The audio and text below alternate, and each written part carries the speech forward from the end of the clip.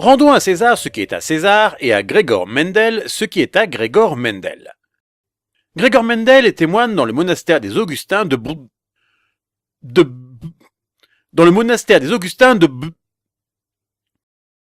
Les Français ont longtemps appelé cette ville Brun. Et les Allemands, qui ne sont pas plus doués, la désignent sous le nom de Brune. Mais entre nous, je ne suis quand même pas fou, il manque bien une voyelle, non? Ne me dites pas que c'est humainement prononçable. En plus d'un sérieux problème d'orthographe et de prononciation, cette ville souffre également d'un souci de personnalité. En effet, au XIXe siècle, à l'époque de Gregor Mendel, cette ville se situait dans l'empire austro-hongrois, dans l'actuelle République tchèque, qui formait anciennement, avec la Slovaquie, la Tchécoslovaquie. Mais la famille de Mendel, elle, parlait l'allemand. Quand je vois autant de pays pour une seule ville imprononçable, qu'on arrête de me dire que la religion c'est compliqué. Mais revenons à notre homme de poids, Gregor Mendel. Il a fait concilier sa vocation religieuse avec sa passion pour les sciences. Pendant 10 ans, il va s'amuser avec des petits pois. Il va croiser 2 espèces différentes et observer les générations qui vont en résulter. Après 10 ans d'expérience, il publie en 1863 les conclusions de ses observations et de ses intuitions. C'est alors qu'il rédige 3 lois de génétique.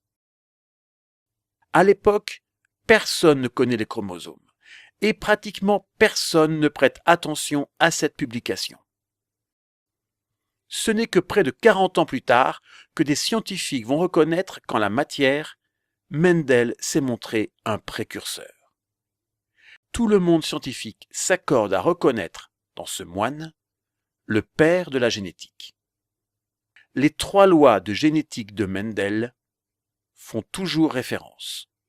C'est dingue ça! On a longtemps opposé l'Église avec Darwin et sa théorie de l'évolution. Apparemment, Darwin a eu connaissance des travaux de Mendel, mais il n'y aurait prêté aucun intérêt.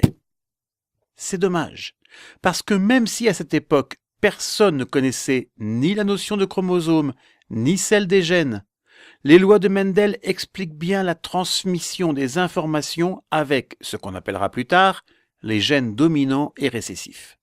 En clair, si Darwin s'était intéressé au livre que Mendel lui avait envoyé, il y aurait trouvé la réponse à sa grande question. D'où viennent ces transformations qui provoquent l'évolution des espèces? C'est ballot, ça! On peut imaginer que la collaboration de Darwin et de Mendel aurait permis de gagner des dizaines d'années sur la recherche en génétique. Mais pour cela, il eût fallu reconnaître que si c'est catho, c'est pas idiot.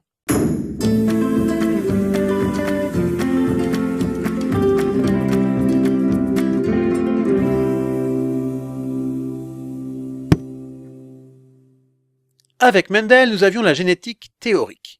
Passons maintenant à la génétique en pratique. Et c'est grâce à un religieux catholique que nous allons le faire, le frère Clément.